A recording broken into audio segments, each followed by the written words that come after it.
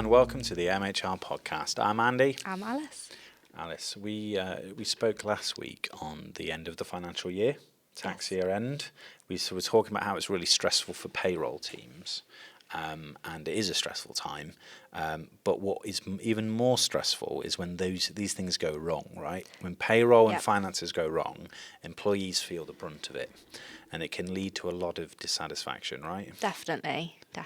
And we speak a couple of times about the impact that has not just on your day-to-day job, but others around you, and maybe even taking it home. Yeah, and that's why I thought it might be timely then, seeing as we've wrapped the financial year up and we're starting a new one afresh, we should come into it considering all things financial well-being.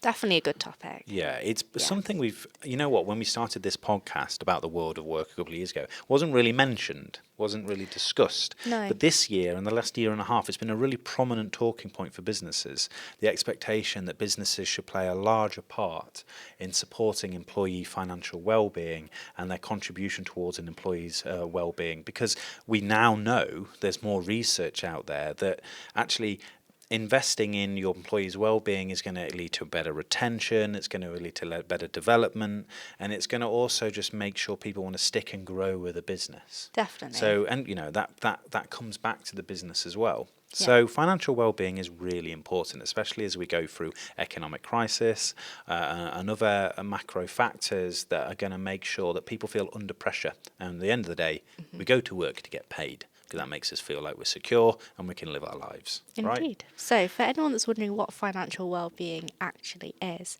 the definition that I have here is it's actually quite a broad term, but it largely refers to when employees it largely refers to employees feeling secure in their financial status. So knowing exactly how much is in the bank account, how much extra money you're earning, and planning for the future financially. So with that, we obviously refer back to financial well-being and the idea that it's generally about your well-being and your mental health. So we have a stat here that over 54% of the UK feel more stress when the cost of living went up. So kind of, you know, the economy that you mentioned there, we can kind of see maybe why we're starting to mention financial well-being just that little bit more.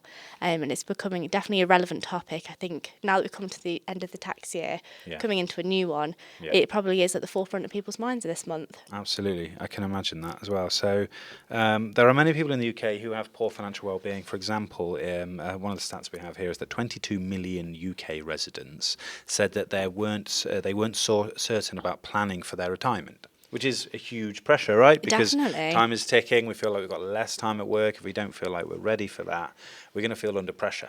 And we don't want to feel that pressure all the time. It affects our work, affects our well-being, affects our health. Definitely. I think it shows as well how broad this topic is as well with financial well-being. We're not just looking at, okay, how much money are we earning? Can we afford our rent and, you know, the cost of living and all those that it impacts, but for planning ahead, you know, that financial planning ahead when we talk about retirement and pensions. I know certainly for me, I've got a lot of questions. I don't really understand it in that honesty. So it's those questions that you think, right, where's that information that I can go and find it? And businesses should be providing it. Yeah, and there is an expectation now for businesses to provide that. We talked about like younger generations coming to the workforce. They have a different expectation from what employers should be providing them as part of working for them than maybe older generations have done, because it's now a known topic and it's a lot more relevant to people. So why does it matter? Why does financial well-being matter to businesses, apart from we can just see there's impacts to people there? But financial stress can strike anyone at any time, right? Whether you're a gig worker, whether you're a full-time employment and a fixed contract or a full-time contract, anything can happen, right? Life throws those curveballs at you. Maybe your car's broken down.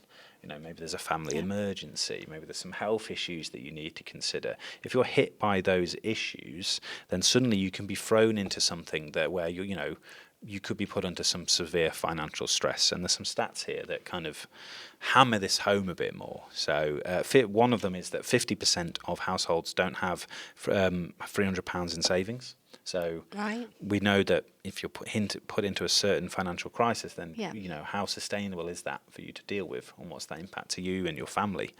47% of employees feel distracted at work due to financial stress. So this is clearly something that dwells on people's minds, and it's affecting productivity. And businesses want to be productive, but they also want the employees to be happy and healthy, right? Yeah, and I think on that point as well, you might not feel like you've got that worry on the back of your head, but I think if it was brought into a topic of conversation, for example, checking, where it was something really blatantly obvious, it might make you think, oh, actually, that is on the back of my mind. You know, I am thinking about my finances. Yeah. I'm not saying that it's something that should be discussed in check-ins. I'm just saying that if it was as blatantly obvious brought in as a talking point, you know, we've got a stat here that 47% of employees feel that actually it's on their mind. So it goes to show that it probably is subconsciously on the back of your mind, you know, how are you going to pay this? Or what is the plan for, you know, the amount of money that you're earning? What is that next big thing that you know, you're purchasing towards? So, again, don't feel like you're alone if you have those money worries. Well, you're not, because you're 5 times more likely to take sick leave if you feel like you're under financial stress. Right, So there's a real productivity, there's a time, there's a management, but there's also a health problem that we need to address here with that. We've talked in previous episodes about like Money Talks Week, where we actually try to highlight that there is a stigma about talking about finances, because people assume that if you're in trouble with finances, or you're feeling under pressure or stressed in that scenario, it's a reflection on you, and it doesn't have to be. No, it can not be a at all. reflection on the environment and how people can support you. So you have to remove the stigma. And you have to be able to talk about it, otherwise you can't get help. Yeah, and on a point on that, and I think you basically have alluded to it already, but it's good to talk. Yeah. You're not going to solve a problem on your own. No. No matter how hard you might try, or how much you might dwell on it, no matter how many lists you write, it's better just to talk to someone, to reach out. Yeah. But on the point of 5 times more likely to take sick leave, we actually found here that absenteeism costs businesses 2.5 billion per year. So not just the employee being affected, but the employer as well. Yeah, and 78% of employees would leave their current employer for one that values financial well-being. I see, that's interesting, because I think that highlights the hotness of this topic, really, financial well-being. Well, there's your hook as to why businesses are going to want to invest in that more, because they want to retain their staff, because they want to stay productive, and they don't want the cost of having to rehire. So they need to acknowledge that actually looking after an employee's financial well-being is the key to making sure that you have a productive, happy, healthy workforce as well. Indeed. Because the stats don't lie. 78% of people will leave because it's not looked after. You need to look after it. Yeah. So how? How? That is the next question. So, how can you soothe financial woes, or making sure that your employees feel secure? So the first thing, it's not just a matter of giving everyone a raise. And, I think that's quite an old way of thinking, or give them more money, they'll be fine. That's not a sustainable way It's of not thinking. sustainable at all. So there are other ways that you can be supporting your employees and soothing those financial woes. So again, not every solution is going to work for every organisation. It will be bespoke to how you operate as an organisation, in what country, and what type of workers you have, gig workers, office workers, that sort of thing. But there are a couple of points and tools at the disposal of your business if you wish to choose from. So the first thing you can do is have real-time data. This is vital, isn't it? We talk about this a lot in lots of different ways. So obviously we talk a lot about HR and payroll and finance solutions and software and how they're crucial to supporting processes. And a lot of those, the common link between all of them is wherever you're looking for HR, your payroll, finance, really what you're looking for is something that collects all your data into one place. Yeah. That gives you real, live, up-to-date information on how your employees are behaving, what they're doing, how they're learning, how much they're using their time, how they're progressing, how they're using leaves. Just so, one, you can make your payroll a lot easier. Definitely. But two, so you can create a workforce which is empowered and enabled to grow, and that you can learn from and make clear business planning decisions with.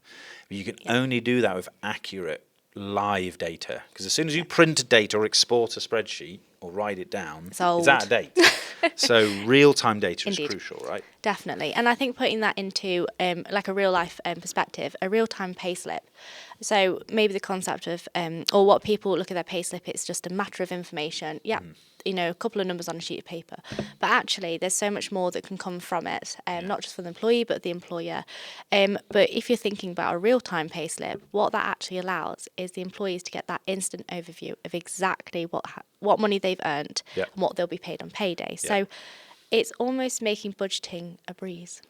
you're also eliminating barriers, right? So typically, like, I've come from experience where if I'm unsure about my pay slip, or I don't know how my finances work, I'll go and email a payroll team. And I'll go, look, I've had a pay slip, I don't understand it, I don't think it was right, can you explain it to me? Because I do not understand any of the figures on that. So I'm not empowered enough to learn it. So I now have to go for a step. They have to process it, and then they'll tell me that I'm an idiot because I didn't understand it right, and obviously I look stupid. So I'm not going to want to do that. If you can use real data to enable your employees to self-serve and understand their own finances, one, you're educating and you're allowing your employees to be more empowered and drive their own financial well-being. Yeah, definitely. But two, you're freeing up your payroll, your HR admin team's time to focus on things that matter because you've got an empowered workforce. Definitely. So that leads on to the idea of flexible pay. Yeah. So again, we're talking about that real-time information and hopefully being a bit more proactive with queries that are coming in. So again, educating and empowering your employees. But what this flexible pay is about, it's not the idea of a loan. And I think that's probably the first instance that I want to come across. Yeah. But what it does, it allows employees to access their earned wages before the end of the pay cycle. Okay. So for companies, they can cap this. But what's really kind of the benefit and the value of this flexible pay is that you are empowering the people to access their wage when they need it, and it offers a boost to your resilience. Okay. So again, if you're putting yourself in that situation that, okay, now you've got exposure, you've got the full awareness of how much you're earning on this day, say we're looking at the 20th of the month, it's not payday for another week, but you know that you can take a little section of your pay because you've already earned it, but there'll still be remaining pay because there's that safety cap. So again, it's almost allowing a layer of trust, I think, which is a weird way to put it, but it comes again with the responsibility. We're all adults at the end of the day, and I think if we can work our way around what flexible pay actually means, that it's not a loan, it allows people to access already earned money. It allows, I think, a better communication between employer and employee. In a very new way, I guess. Absolutely, it's and also, if you can do that live, if you can kind of allocate payment outside of a monthly typical cycle, you're also creating a better record of like pay, spend, hours used, the stuff that actually benefits maybe more gig workers or people who work kind of varied shifts as well. Sometimes they need the ability for that change in that pay cycle. So that flexibility, that agility allows businesses and employees to actually get the support they need. Say you have that, we've got a stat here, if you have less than £300 savings in the bank and suddenly your car breaks down, you can't get to work and that's the only way you can earn money, how do you then resolve that? Well, actually, let's access my wage in advance, pay that solution, so then I'm not feeling the knock-on effect. I'm not going into debt. I'm not feeling the pressure. I can go to work and feel like I'm in control. Exactly. And we made a point right at the beginning of this podcast, which is every solution or tool that we're mentioning here, it should be bespoke to your business. So what works well? So obviously you mentioned there a scenario for a gig worker. But again, it's reviewing how your business operates and what's going to work best for you, because every tool out there, there'll be some that add more value than others. And it's where you choose to invest. But a point I do want to make, which is about financial coaching. Right, yeah. So this is kind of stemming from the idea that actually in the UK, our financial literacy is quite low. And I can speak for myself. I've mentioned it before. I'm not really sure about pensions, pay slips. I kind of just breeze over, hope that it's right. It doesn't feel like something that's easily accessible in your early years of work to understand. Which is a shame, because I think actually the earlier you start understanding how your finances can support you, the more you can take advantage of that. And it feels like maybe that's not accessible for everyone.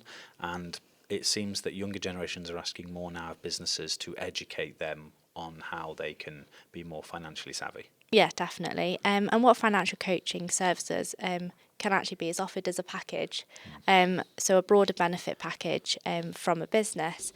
But what a coach can do is help employees get a sense of the state of their finances and almost different ways and steps that they can take to improve the financial status for themselves. So just a different way to be looking at financial well-being. Yeah. Well, drive the conversation in the business, right? Make sure your employees feel like you're there to help them, rather than they feel like they're asking stupid questions or feel in the dark. Yeah. Which quite conveniently alludes to a considered mindset falls into financial well-being. So what this is, I guess it's less of a solution and a tool like previous ones we've been speaking about with flexible pay and financial coaching. Probably quite tools, aren't they, that a business can provide. But what a considered mindset is, I think it speaks more about the culture and that communication and the freedom to talk. I think that's kind of what you were mentioning there, Andy, wasn't it? So it has to be a flexible approach. I think that's probably a key point here.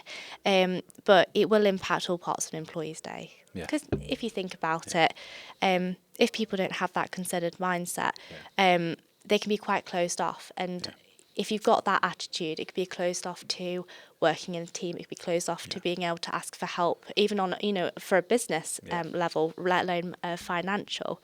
So you've got to think as well that a problem like that, like financial well-being challenge, it snowballs. Yeah. And you might not think it, but it does trickle into everyday life, really. We're talking about change here, aren't we? This is change because financial well-being wasn't as prominent on people's minds as it is now. Yeah. So as a result, we are now learning the impact of that. As a result of that learning, we now know there's new ways we could do it. Real-time data, flexible pay solutions and financial coaching are very new things to be looking at for a lot of businesses. They're not something they had previously considered. This is change management. So in order to make sure that those things work effectively and you are creating a better environment to support financial well-being, you have to communicate around the business to make sure the culture buys into it. You need a payroll team and a HR team that are welcoming of this and can take those queries so people and the business can start to feel like, we're inclusive, we're understanding these, and we are going to support business, our employees to feel more stable. So you're right, it's less tangible, but it is a culture shift. Definitely. And I think that the world of work really is becoming more flexible, isn't it? It's becoming more adaptable to different lifestyles that people have and the individual differences we have as well. Yeah. But ultimately, what seems to be an important thing coming onto the scene is that financial well-being. So it's another factor for businesses to really consider that if something's new on the scene or, if there's something that they want to invest in, having an open mindset and being flexible is ultimately what's going to make it successful when you implement it in your business. So now we know what we can do. Let's look at the positives, right? So what are the benefits? Why then? We know it's important because it affects people and we know that we need to do something. But what are the positive impacts that you can expect from addressing financial well-being? Well, we have some stats for you. Because payroll can seem quite doom and gloomy, all these financial woes, but actually there's some positive impacts to be had from looking at your financial well-being. Yeah, definitely. So there has been an 11% increase in hours worked because of addressing financial well-being, right? It's making the workforce management a lot simpler and it's allowing people to work longer but feel more empowered and productive. That's one. 86% of employees feel that they're less stressed and they are creating more engaged, more efficient ways of working and making employees that are more loyal and staying for a longer period of time.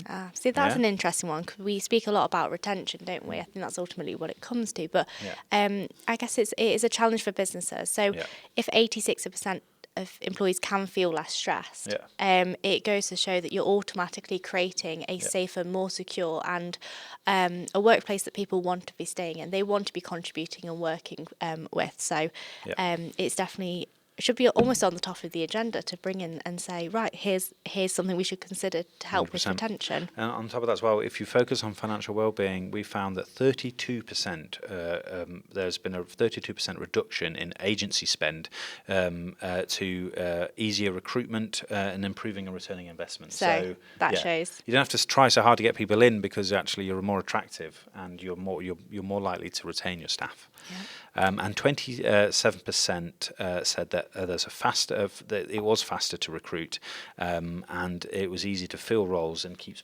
performance high. Which you can imagine there for the business, they're saving money at that point, aren't they? Exactly, right. Yeah, so there's financial benefits both to the business and to the employer. Well, there you go. And the employee, should I say. So, Interestingly, what we've just talked about is all available to you on the MHR website. And our Knowledge Hub, if you go into our resources of our website in the Knowledge Hub, we have a bank of resources. One of them is a hot off the press guide to financial well-being. And it covers all the stats we've mentioned and a bit more that we could probably talk about. Take a dive into it. Yeah. And it's there for you to download. Do have a look. And if you want to find out more about what we do at MHR to support financial well-being, or HR, or payroll, or learning, or all of the above, go on to mhrglobal.com. In the meantime, I've been Andy. And I'm Alice. We'll see you next week. Bye-bye.